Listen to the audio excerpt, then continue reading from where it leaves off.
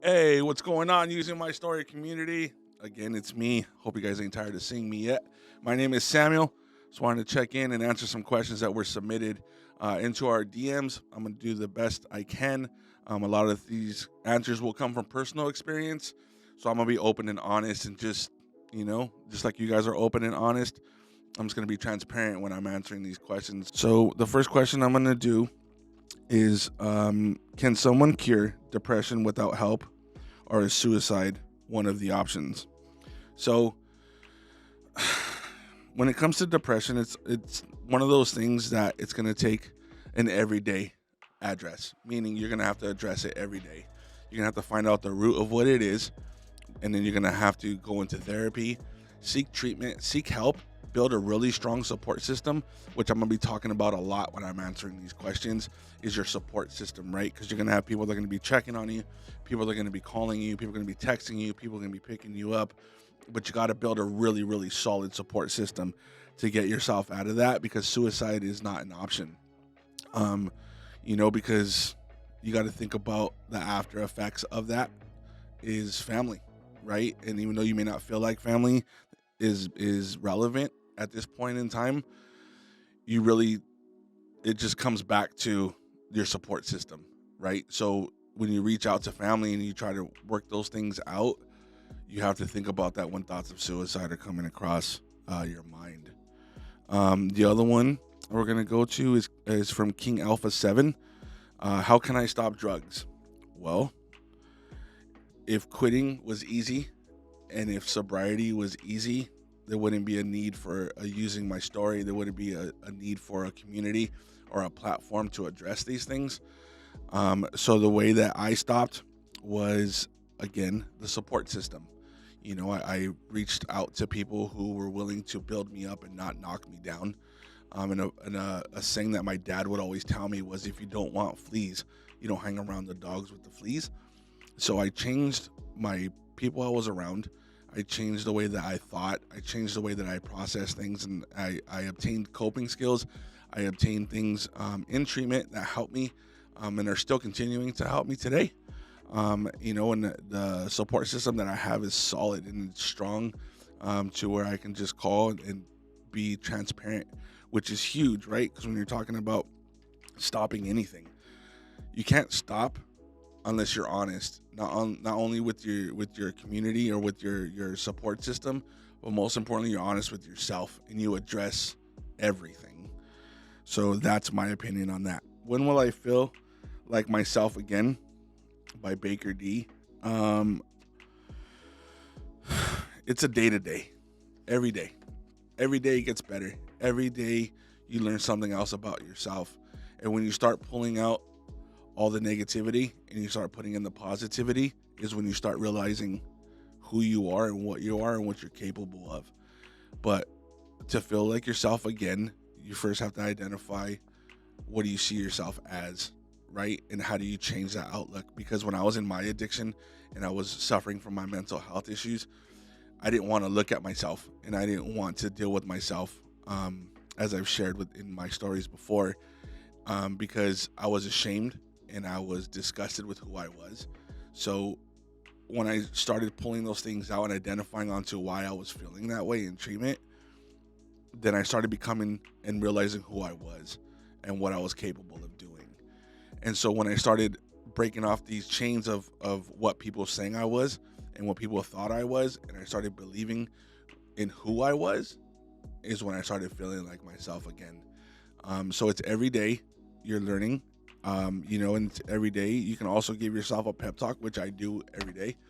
I don't even think my wife knows that, where I just pump myself up for the day, because at the end of the day, I have to go home to myself. I have to wake up to myself. I go to sleep to myself, even though what I'm talking about is internally. I'm not talking about physically. I have to deal with me before I can deal with anything else.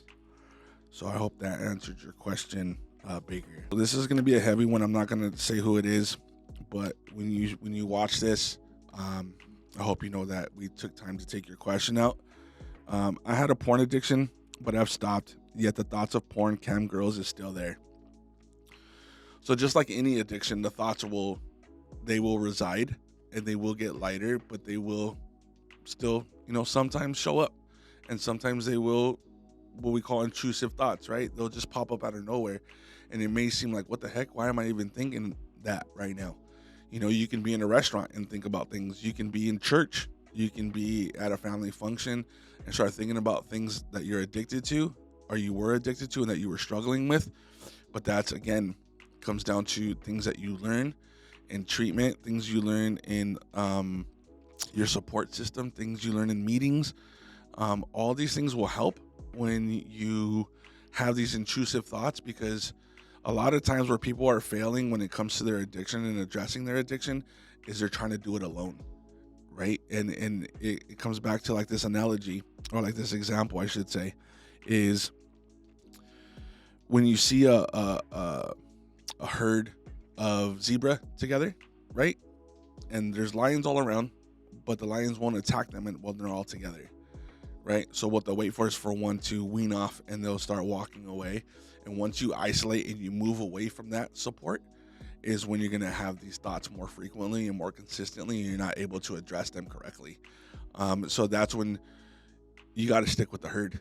Again, the support system. A lot of these questions are going to revert back to the support system, because without that, and without having that type of structure in your life and that type of vulnerability in your life, when you're addressing things that you feel ashamed about, things you're embarrassed about, you'll have no idea how many people are actually struggling with those things too. Because to be completely transparent, that was one of my addictions as well, when I was younger. And it was just one of those things that I had to overcome and be transparent about. And I held myself accountable to people that were around me. And, those thoughts went away, and I don't think about those things. And if they do come across the table, I'm like, wait, that's not who I am anymore. And that doesn't have any business being in my mind. And I will shift my thinking, or I'll reach out to somebody for help. And that's going to be key with addressing those things. Do you still have trauma that originates from drug addiction? This is from Coning J. Yeah, I do. I'm 17 years sober, but I'm still dealing with the after effects. And it's not so much that it's traumatic to deal with it. It's like if you drop a stone in the water and you have the ripple effect. I'm still dealing with the ripples. They haven't reached the bank yet. And when they do, then I'm good. But until then, I'm going to continue to work because it's worth it. And anything that's worth it's never easy, and anything that is easy is never worth it. So when you have these traumas that stem from your addiction, and dealing with your addiction and being in your addiction and doing your family dirty and doing friends dirty and doing your significant other dirty, your children, whatever it may be, when you get sober, all those things are going to come up. But where you find the strength is that things are going to get better when you address those things, and you're honest, and you're vulnerable, and you're open to when people are going to talk to you, and they're going to tell you, this is what you being in your addiction did to me. And you have to be an adult enough to be able to be like, okay, and I apologize for that, and that was never my intent, or whatever it may be. But you have to move on from that. You can't stay stuck in that, because that if you continue to readdress the trauma, then you're not dealing with the trauma, you're just living in it. So you got to move forward from it. What's the easiest way to quit? And this is from Faith with Viv. The easiest way to quit, I don't think there is an easy way. In my opinion, for me, it's going to take work. But the easiest way, if I had to say a way to make it easier on yourself, would probably be to get into treatment. Not probably be, but it would be to get into treatment, and some form of treatment, whether it's inpatient, outpatient, whatever. But another thing that is huge is therapy, because therapy is where you can go and you can build a relationship with somebody that you can just pour everything out into. And when you do that, then it makes it easier, because you're not looking to soften the blow. You're not looking to escape anymore. You're looking to deal with it in the way that most of us who are in addiction, the way that we dealt with our emotions before, the way that we dealt with trauma was by using, by going out, by drinking, by irrelevant just sexual relationships, prostitution, gambling, whatever it may be that you were dealing with as an addiction. The best way to get over that, and the easier way, is to not be alone. That's just the bottom line, is not to be alone. Because when you're alone, you're susceptible and you have nobody to reach out to, and you have no lifeline, you have no contact. So you're just going to fall deeper and deeper and deeper. So this one is from Benji. Benji asks, what's my story? Like, meaning me. He says, what's your story? So my story is, I am coming up on 18 years since I've used meth. In August 6th, 2006 was the last time that I used meth. And it's been a ride. I'm going to say, because again, it comes to the way that you say things, is I was a convict. I was a gang member. I was a terror to my family. I wasn't a good son. I wasn't a good father. I wasn't a good husband. I was just in my addiction, just wreaking havoc everywhere. But when I decided that, when I was given the ultimatum to get sober, I got sober and I didn't look back. I continued to fight through the struggles.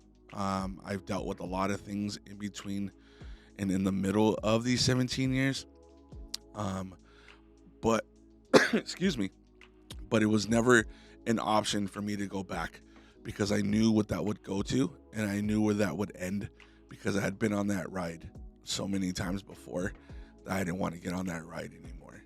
So no matter what life threw at me, no matter what happened in my life, the loss of parents, divorce, my children, whatever, I didn't let it shake my core of who I was and who I had built and who I have become.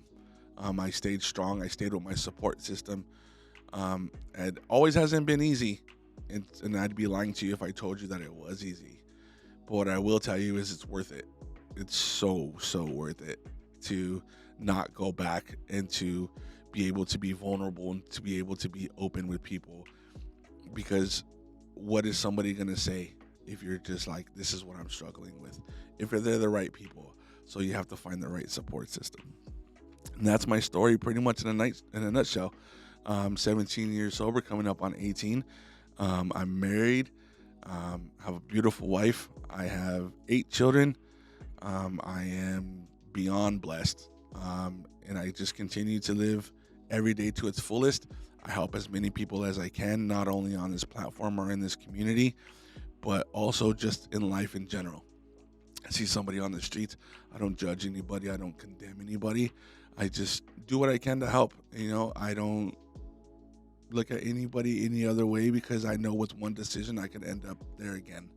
So I do my best. That's probably the best way I can answer that. Let me see. So this one is from, I'm not gonna say, but what I will say is the question is it worth being alive? And that one's heavy, because we get a lot of questions like that, and I'm gonna say it is. I'm honestly wholeheartedly 1,000% gonna say it is, because no matter what life throws at you, the resiliency that people have, that you have, by even posting that question, is an answer in itself, because it is worth being alive, because there's so much to do in the world. There's so many people to help. There's so many things that you can do with life, especially if you're young. Man, there's a whole world to see, and it's like, I don't watch like mainstream anything, because it's like a Debbie Downer, right? So I live life, I look at life, and it's like, it's so worth it. I get to wake up, you get to wake up, right? And you get to have breath in your lungs, and you get to fight, and you get to do what you have to do for another day. But you have to look at the reasons as to why for you. I know my reasons, but you have to have multiple reasons as it is to why it is worth living, because you have opportunities, you have things that you can do for people. Because at the end of the day, when we the way that the world is today is it's a selfish place. People just want to worry about themselves and what can I do for me and what can I do to make myself better and what can I do, not better, but what can I do to make myself better than the next person. That's not the way it should be. It should be, okay, I'm good, let me help somebody get to where I'm at. And then when you get them to that point, then you're ready to go to the next level. And when you get to that level, then you're able to pull them up to the next level. So it becomes like a ladder. See, if society thought that way, where it's like, I'm up, you're down, let me bring you up, you know? And you have to find people that are willing to do that. In my support system, I have that. I can turn around and I can call somebody and be like, hey, I'm struggling with this. And even if they don't know the answer, they don't guess the answer, but they'll point me in the right direction to get the answer. So nobody ever can tell you what it is that is in your life. You have to find that and search for that and find what your purpose is, right? Because everybody has a purpose and there's a plan for everybody's life. But if people don't go out and do the work to get that purpose and to find what that purpose is for you and work that plan, then it's like you're wasting your time. And don't waste no more time, because everybody's meant for success. I mean, if you look at the biggest people that are successful in the world, they started in the garage, or they started like in this small, minute place that was just like, bro, you're never going to make it. And if you watch Bill Gates or all these people and you hear their success stories, people didn't believe in them and people doubted them and people spoke negativity into them, but they didn't believe it. They kept working. So it's like you have to keep working to obtain what you want out of life, because life is so worth it. There's so much to do here, man. Like, you know, so many people, for me, there's so many people to help. That's why for the team, for us, our heart is for the people. We just want to help people. This isn't for everybody, you know, and it's like for the people who are the rare breed that can go and put people before themselves and pour into people, it's something special, which is why we appreciate every single one of you that submit these questions and then you guys join in these podcasts and you guys watch our videos. We're humbled, you know, we stay humble because at the end of the day, with one wrong decision, we can make a life-changing decision. One small, minute decision can change everything, you know? So you guys coming in here and asking these questions and being open and being honest, and most of all, being vulnerable in these situations, man, I can't say enough about it, because when we read these things, we hear you, we feel your pain, and we're empathetic, and some of us are sympathetic, but we know what it is to be in the trench, and we know what it is to be ran through the mud, and we know what it is to be sitting on a curb and not have anything but a grocery bag full of clothes. We've been there. We've done that. We've lived that life, and we've changed because we gave ourselves a chance and we reached out for help, and we got plugged in with people who were good for us, and we got plugged in with people who pour positivity into us and people who motivate us, who say this isn't it. So I'm going to tell you right now, this isn't it. This is not it for you. You're not done. There's so much more for you to do. There's somebody out there who needs to meet you. There's somebody out there who needs to hear your story. You're going to encourage somebody, even though it may not seem like it now. I can guarantee you that there is somebody out there who needs to hear your story, because they haven't made the decisions that you've made, and you can save that person. But the only way to do that is to work on yourself, to build yourself up so you're able to do that, because you can't stay down. So get up, dust yourself off, look forward, keep your eyes focused, and do what you got to do. Find a support system. Reach out to us. We're here. We want to help. Let's go into our DMs, click on our links, scan the QR code, make the first step, not only for yourself, but for those around you, to continue to make yourself better. So that's all I'm going to do for today with these questions, but keep them coming in. We'll do more next time. But again, don't forget that we're going to have our video tomorrow at 6:30. So once again, this is Samuel for Using My Story, and we'll see you guys next time, okay?